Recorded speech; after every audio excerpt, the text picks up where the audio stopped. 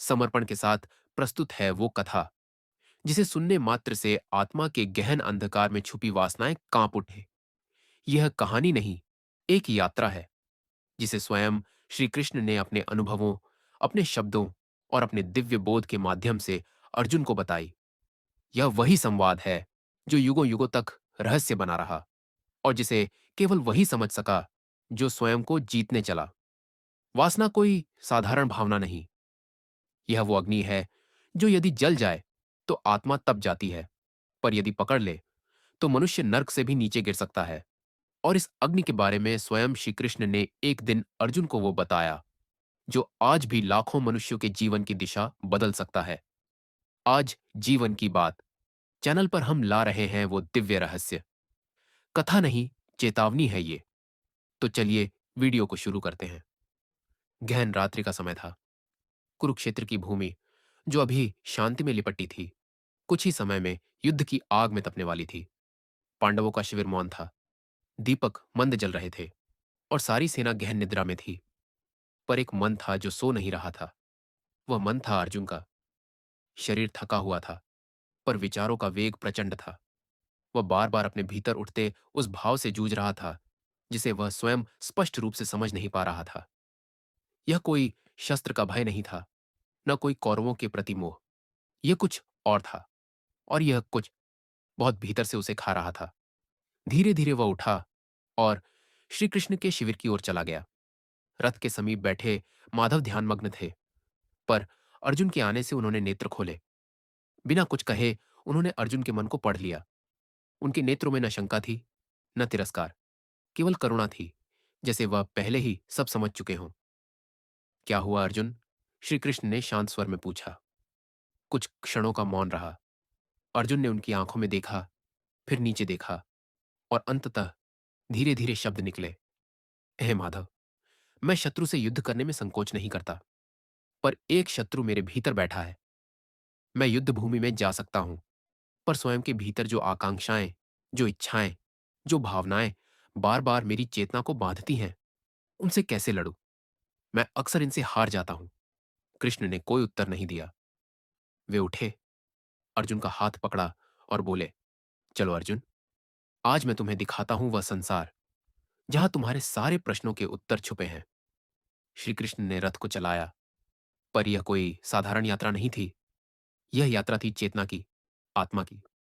रथ अब धरती पर नहीं, अंतरिक्ष में उड़ रहा था। अर्जुन समझ नहीं पाया कि वह स्वप्न में है या जागृत, पर सब कुछ स्पष्ट था, वास्तविक था। रथ एक अद्भुत लोक में उतरा, जहां आकाश भी जीवित था और हवा में विचित्र ऊर्जा बह रही थी। यहां कोई मनुष्य नहीं थे, पर कोई मौन कंपन था जो अर्जुन के विचारों को भी स्पष्ट रूप से गूंजा रहा था। श्री कृष्ण ने कहा, यह वासना लोक है अर्जुन। यहां वे सारी इच्छाएं हैं जो कभी किसी मानव ने सोची। सारी कल्पनाएं, सारे आकर्षण, सारे वासना के बीज। अर्जुन चकित होकर देखने लगा। हवा में अनेक छवियां घूम रही थीं। कुछ स्त्रियां, कुछ पुरुष, कुछ दृश्य जो उसने कभी अनुभव नहीं किए, पर जिन्हें देखकर उसके भीतर कुछ विचलित हुआ। यह सब क्या है? उसने पूछा। यह तुम्हारे और समस्त मानवों के मन की गहराई में छुपी इच्छाएं हैं। ये दृश्य तुम्हारे भीतर जन्म ले चुके हैं। जब कोई मनुष्य किसी स्त्री को मोह से देखता है, जब वह उसकी देह के प्रति आकर्षित होता है, जब वह किसी को पाने की तीव्र भावना से भर जाता है, तो उस क्षण एक बीज जन्म लेता है। यही बीज एक दिन वासना बनता है, और जब यह चेतना पर सवार हो जाता है तो मनुष्य को पशु बना देता है। अर्जुन का मुख फीका पड़ गया। पर मैंने तो केवल कभी कभी आकर्षण महसूस किया है, उसे वासना नहीं माना। कृष्ण बोले, यही तो आरंभ है अर्जुन। वासना कोई विस्फोट नहीं होती, वह धीरे धीरे भीतर पनपती है। सबसे पहले मन में एक विचार आता है, फिर वह स्मृति बनता है, फिर कल्पना, फिर वह दिन रात की सोच बन जाती है, और अंत में वह व्यक्ति अपनी चेतना को खो देता है। वह उस भाव का दास बन जाता है जो कभी केवल एक सोच थी। कृष्ण ने एक और लोक दिखाया। वहां अनेक जीव अग्नि में जलते हुए भी हंस रहे थे। वे चिल्ला रहे थे, हमें और चाहिए, और देह, और सुख। पर अग्नि उन्हें भस्म कर रही थी। अर्जुन कांप उठा। ये कौन है? ये वे हैं जो अपनी इच्छाओं को भगवान का नाम लेकर सही ठहराते हैं, जो कहते हैं कि भावना सबसे बड़ी है, इसीलिए सब कुछ स्वीकार्य है। लेकिन वे नहीं समझते कि भावना तब तक पवित्र नहीं होती जब तक मन पवित्र ना हो। ये लोग भूल गए कि देह का आकर्षण एक समय बाद आत्मा का बंधन बन जाता है। श्री कृष्ण ने अर्जुन को उसकी ही एक स्मृति दिखाई, जहां युद्ध के एक दिन पहले वह एक सुंदर स्त्री को देख रहा था और कुछ समय के लिए उसकी दृष्टि विचलित हो गई थी। तुमने इसे साधारण आकर्षण समझकर छोड़ दिया, लेकिन यह बीज तुम्हारे भीतर अब भी है। यह तुम्हारे ध्यान में आता है, तुम्हारे स्वप्नों में आता है, और जब तक तुम इसे पहचान कर जला नहीं देते, यह तुम्हारे भीतर धीरे धीरे सत्ता स्थापित करता रहेगा। अर्जुन ने सिर झुका लिया। वह समझ रहा था कि यह विषय जितना सूक्ष्म है, उतना ही विनाशकारी भी। तो क्या इसका कोई समाधान नहीं? उसने पूछा। श्री कृष्ण ने गंभीर होकर कहा, है अर्जुन, समाधान है, लेकिन वह कठिन है। यह राह आसान नहीं, पर शुद्धि की ओर जाती है।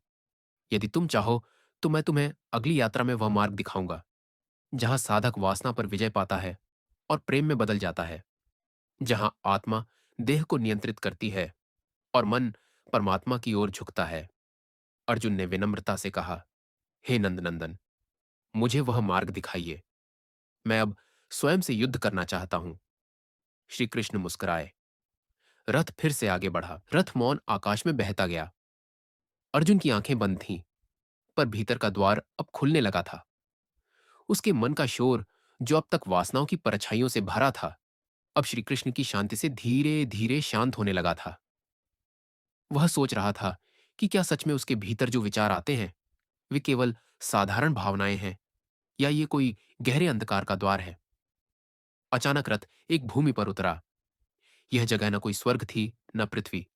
यह थी साधकों की भूमि, जहां वे आत्माएं निवास करती थी, जिन्होंने अपने जीवन में वासना को परास्त किया था। वहां कोई दरवाजे नहीं थे, कोई मंदिर नहीं, न कोई वेद या पुराण, केवल ध्यान था। और ध्यान के भीतर जलती हुई एक लौ, जो बाहर से दिखती नहीं थी, पर भीतर को पूरी तरह जला रही थी। श्री कृष्ण बोले, यहां वे लोग हैं जिन्होंने वासना को पहचाना और उसकी अग्नि में अपने अहंकार को समर्पित किया। अर्जुन, जान लो, जब तक मन स्वयं को वासना से लड़ने के लिए तैयार नहीं करता, तब तक कोई मंत्र, कोई व्रत, कोई साधना उसे मुक्त नहीं कर सकती। अर्जुन ने ध्यान से देखा। वहां एक युवक बैठा था। उसके नेत्र बंद थे, देह स्थिर थी, पर उसका चेहरा गीला था, जैसे आंखों से आंसू बिना रुके बह रहे हों। वह रो नहीं रहा था, पर वह बह रहा था, भीतर से, लगातार। कृष्ण ने उसकी ओर इशारा किया। यह वो है जो कभी जीवन में स्त्रियों को केवल देह की दृष्टि से देखता था। हर दृष्टि में वासना थी, हर स्पर्श में आकर्षण। पर एक दिन वह टूट गया, जब जिसे उसने केवल शरीर समझा, वही आत्मा बनकर उसके जीवन से सदा के लिए चली गई। तब उसे समझ आया कि प्रेम और वासना में कितना अंतर है। आज वह बैठा है, उसी पीड़ा के साथ, क्योंकि वासना जीतने के लिए केवल त्याग नहीं, प्रायश्चित भी चाहिए। अर्जुन ने उसकी ओर देखा। पहली बार वासना को केवल एक दोष नहीं, एक बीमारी की तरह अनुभव किया। एक ऐसी बीमारी जो भीतर से खोखला कर देती है, फिर भी दिखती नहीं। तो वासना से मुक्ति का मार्ग क्या केवल पीड़ा है? अर्जुन ने पूछा। कृष्ण ने उत्तर नहीं दिया। उन्होंने अर्जुन को चलने का संकेत दिया। वे एक और स्थान पर पहुंचे, जहां एक युवती बैठी थी, जो दीप जलाकर भगवान की मूर्ति को निहार रही थी। उसकी आंखों में करुणा थी, पर उसके मन में भी कुछ था, कुछ ऐसा जो उसे स्थिर नहीं रहने दे रहा था। कृष्ण ने कहा, वासना केवल पुरुष के भीतर नहीं जन्म लेती, स्त्री भी इससे अछूती नहीं। यह कोई लिंग नहीं जानती, यह केवल मन को जानती है। यह हर उस स्थान में जन्म लेती है जहां प्रेम को समझे बिना आकर्षण किया जाता है। अर्जुन चुप था। वह देख रहा था, उस स्त्री की आंखों में प्रेम और लालसा के बीच का द्वंद्व। वह भगवान को देखती थी, पर उसी मूर्ति में एक प्रिय पुरुष की छवि देखती थी। वह भक्ति चाहती थी, पर मोह भी उसे बांध रहा था, और यह मोह ही उसके ध्यान को अधूरा कर रहा था।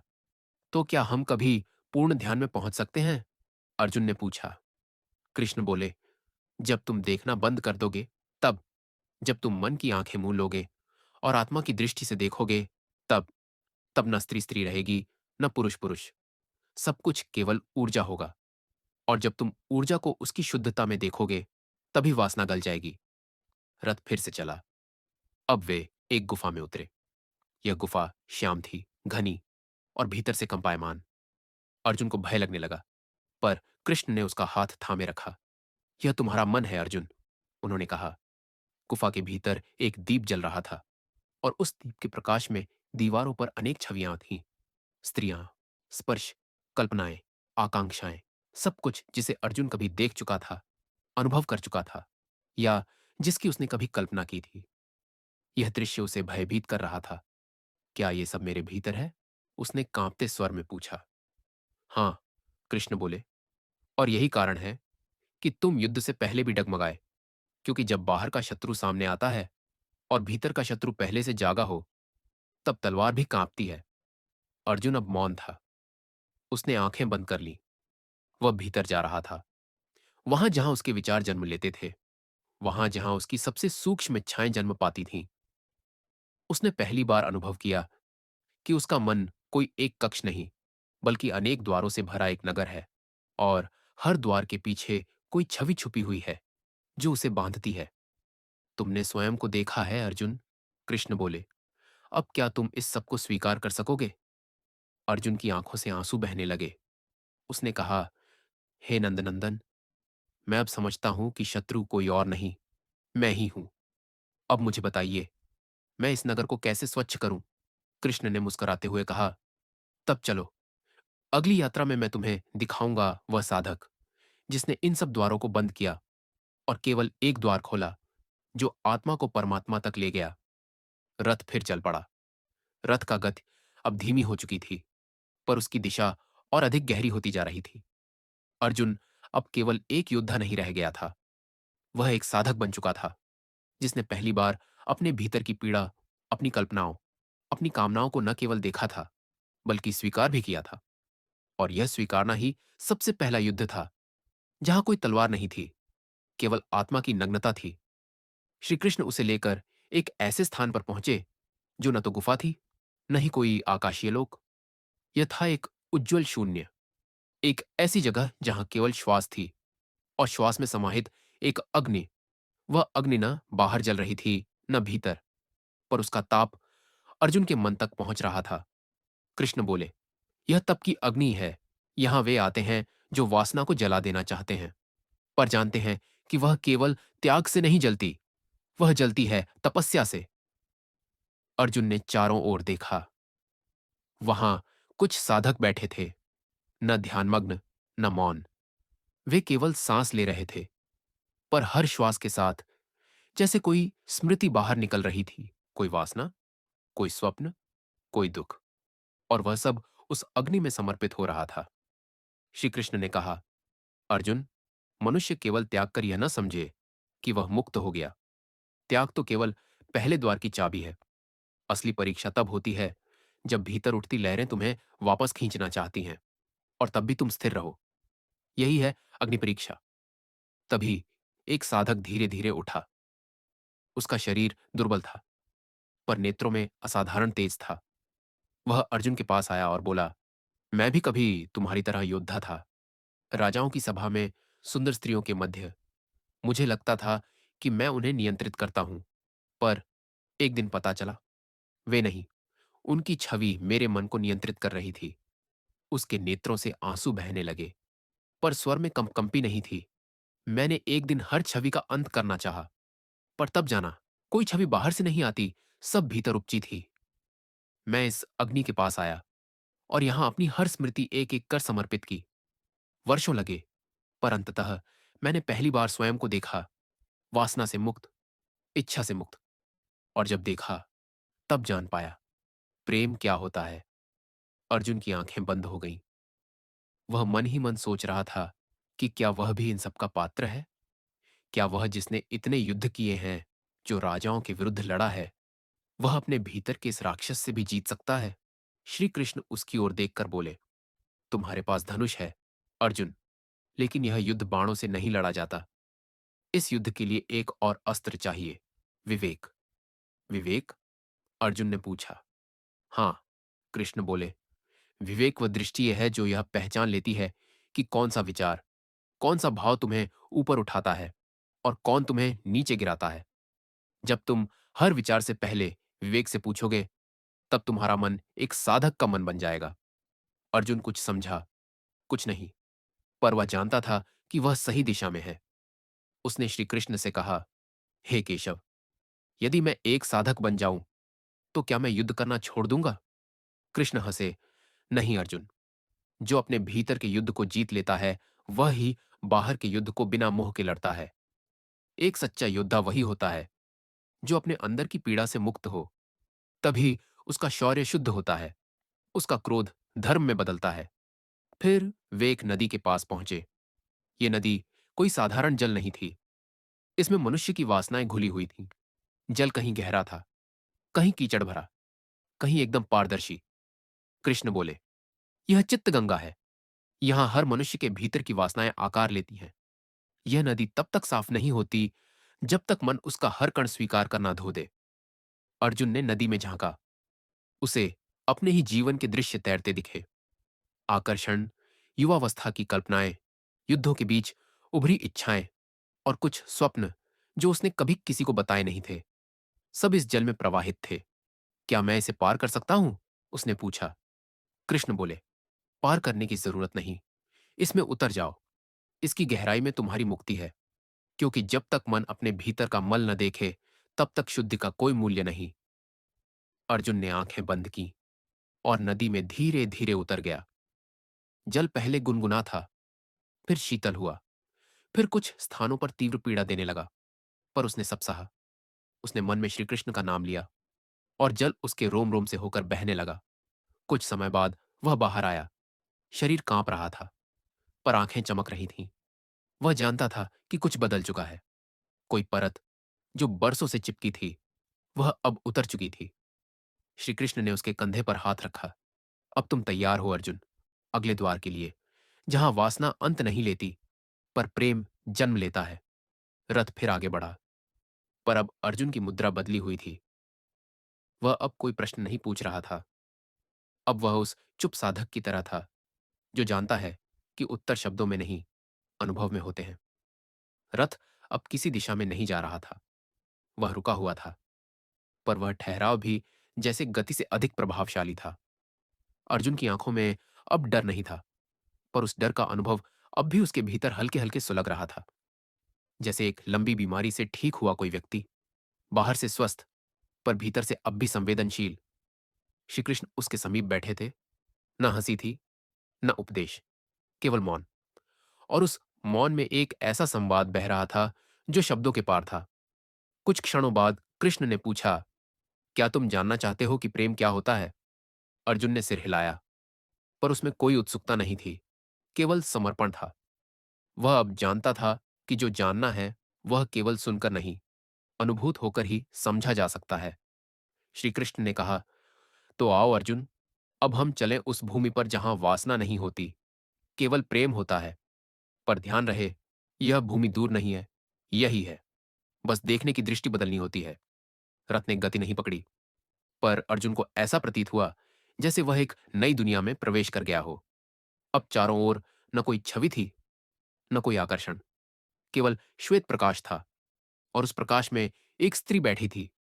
उसका रूप न अत्यंत सुंदर था, न साधारण, पर उसमें एक अपूर्व माधुर्य था जिसे शब्द नहीं बांध सकते। वह श्री राधा थी। कृष्ण बोले, यह प्रेम की देवी है, जिनकी उपस्थिति में वासना स्वयं झुक जाती है, क्योंकि जहां राधा होती है, वहां प्रेम केवल शरीर से नहीं, आत्मा से होता है। अर्जुन उन्हें देखता रहा। राधा मौन थी, पर उनकी आई आंखें जैसे बोल रही थीं।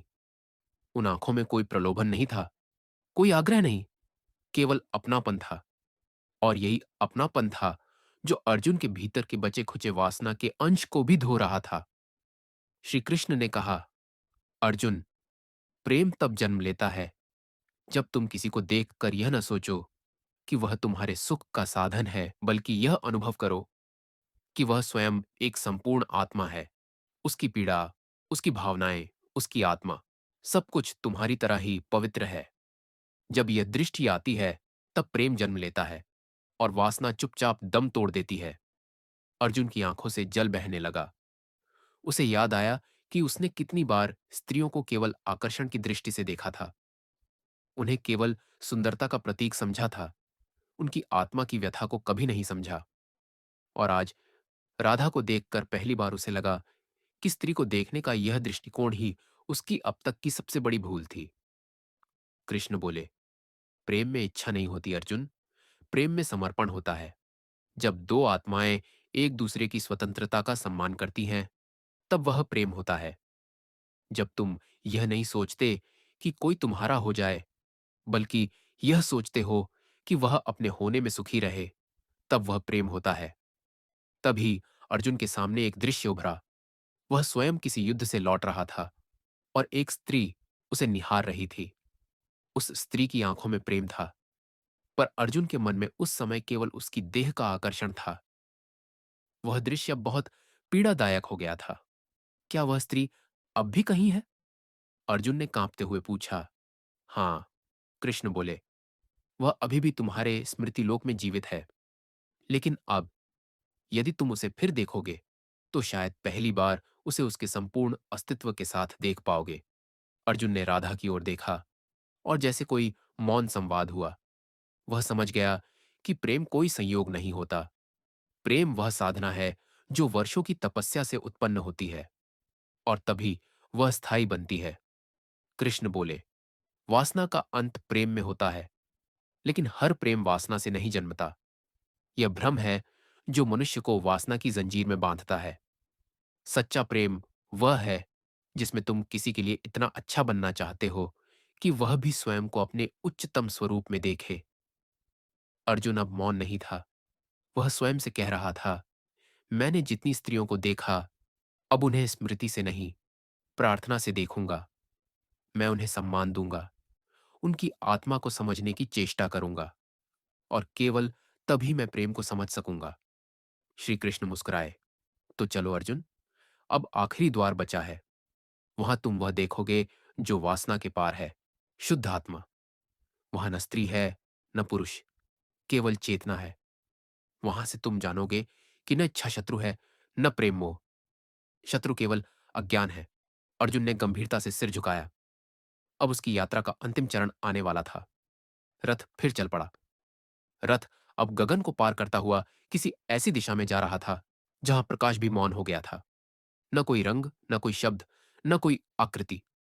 वहां केवल एक शून्य था, पर वह शून्य डरावना नहीं, शांतिदायक था, जैसे जन्म से पहले की कोई गहराई। अर्जुन की सांसें अब लयबद्ध थीं, मन स्थिर, और आत्मा अपने अंत की नहीं, अपने पूर्ण होने की प्रतीक्षा कर रही थी। श्री कृष्ण अब भी मौन थे, पर उनके नेत्रों में एक दिव्य दीप्ति थी जो अब तक अर्जुन ने कभी नहीं देखी थी। यह वही दीप्ति थी जिसने गीता के उपदेश के समय विराट रूप में प्रकट होकर समस्त लोगों को हिला दिया था। पर आज यह दीप्ति भव्यता नहीं, अनुग्रह से भरी थी। रथ एक ऐसे लोक में उतरा जिसे कोई नाम नहीं दिया जा सकता। वहां न कोई स्त्री था, न पुरुष, न कोई आकृति, न कोई भाषा, केवल ऊर्जा थी। और उस ऊर्जा के भीतर एक सूक्ष्म कंपन था, जैसे सृष्टि का मूल स्वर, जैसे आत्मा का वास्तविक ध्वनि रूप। कृष्ण बोले, यह चेतना का मूल लोक है अर्जुन। यहां न वासना है, न मोह, न प्रेम, न भीषण इच्छा, केवल आत्मा है। और आत्मा में बसी परमात्मा की झलक। यह वह जगह है जहां साधक अंततः पहुंचता है, यदि वह सच में स्वयं से मुक्त हो गया हो। अर्जुन उस शून्य को देखता रहा। वहां कुछ भी नहीं था, पर फिर भी वहां सब कुछ था, जैसे एक मौन संगीत जो कानों से नहीं, हृदय की स्पंदन से सुना जा सकता था। वहां किसी की आवश्यकता नहीं थी, किसी की अनुपस्थिति नहीं थी। वहां केवल होना था, केवल शुद्ध अस्तित्व। कृष्ण ने उसकी पीठ पर हाथ रखा और कहा, वासना कोई शत्रु नहीं है अर्जुन, वह तो चेतना की अधूरी समझ है। जब तुम शरीर को आत्मा से ऊपर मानते हो, तो वासना जन्म लेती है, और जब तुम आत्मा को पहचान लेते हो, तो वासना खुद ही विलीन हो जाती है। तो क्या हमें वासना से डरना चाहिए? अर्जुन ने पूछा। नहीं, कृष्ण ने कहा, वासना से डरना उसे और बल देता है। उसे देखो, पहचानो, स्वीकार करो। और फिर अपने भीतर उस ऊर्जा को प्रेम, सेवा और ध्यान में बदल दो। तब वही ऊर्जा जो कभी बंधन थी, अब मुक्ति बन जाती है। अर्जुन ने गहरी सांस ली। वह समझ गया था कि अब तक का उसका समस्त संघर्ष केवल इस बोध के लिए था कि वह जो भीतर उठता था, वह शत्रु नहीं था। वह तो केवल एक दिशा खोज रहा था, और यदि वह दिशा श्री कृष्ण की ओर हो, तो वही ऊर्जा साधना बन जाती है। कृष्ण ने आगे कहा, अर्जुन, अब जब तुम इस अंतिम स्थिति को देख चुके हो, तो वापस चलो, लौटो अपने कर्म क्षेत्र में, क्योंकि आत्मज्ञान तब तक अधूरा है जब तक वह जीवन में व्याप्त ना हो जाए। अर्जुन ने कहा, तो क्या मैं फिर उन्हीं इच्छाओं में लौटूंगा? कृष्ण मुस्कुराए, तुम लौटोगे अर्जुन, पर अब वे इच्छाएं तुम्हें नियंत्रित नहीं करेंगी। अब तुम उन्हें देखोगे, समझोगे और उनका उपयोग करोगे जैसे कोई राजा अपनी प्रजा को दिशा देता है। तुम्हारा युद्ध अब समाप्त नहीं, नया प्रारंभ होगा, पर अब वह बाह्य शत्रुओं से नहीं, जीवन के भ्रमों से होगा। अब तुम जब किसी स्त्री को देखोगे, तो उसकी आत्मा को पहले देखोगे। जब कोई आकर्षण उठेगा, तो तुम अपने भीतर उसे प्रेम में बदलने की क्षमता रखोगे। अर्जुन के नेत्र भर आए। उसने श्री कृष्ण के चरणों में सिर रख दिया। अब उसमें कोई प्रश्न नहीं था, न कोई अपेक्षा। केवल एक मौन था जो पूर्णता का प्रतीक था। कृष्ण ने उसके सिर पर हाथ फेरते हुए कहा, अब चलो, युद्ध भूमि तुम्हारा इंतजार कर रही है। और याद रखो अर्जुन, जब भी मन में कोई विचार जन्म ले, तो पहले उससे यह पूछना, तू मुझे मुक्त करेगा या बांधेगा? यदि उत्तर शुद्ध है, तो वही तेरा धर्म होगा। रथ फिर से गति पकड़ चुका था। अब अर्जुन कोई यात्री नहीं था, वह साक्षात ज्ञान बन चुका था। उसने अपने भीतर की वासना को नहीं मारा, उसने उसे समझा और प्रेम में बदल दिया। यही श्री कृष्ण का मार्ग था, यही आत्मा की यात्रा का सार। वासना को न जलाओ, न दबाओ, उसे समझो और उसके पार प्रेम की यात्रा करो। क्योंकि जहां प्रेम होता है, वहां कोई बंधन नहीं होता, और जहां बंधन नहीं होता, वही मोक्ष होता है। अगर आपने इस कथा को अंत तक सुना है, तो ये कोई साधारण वीडियो नहीं, आपके जीवन का एक अंतर यात्रा रहा है। चैनल जीवन की बात को जरूर सब्सक्राइब करें, जहां हर कथा आत्मा को छूती है और जीवन को दिशा देती है।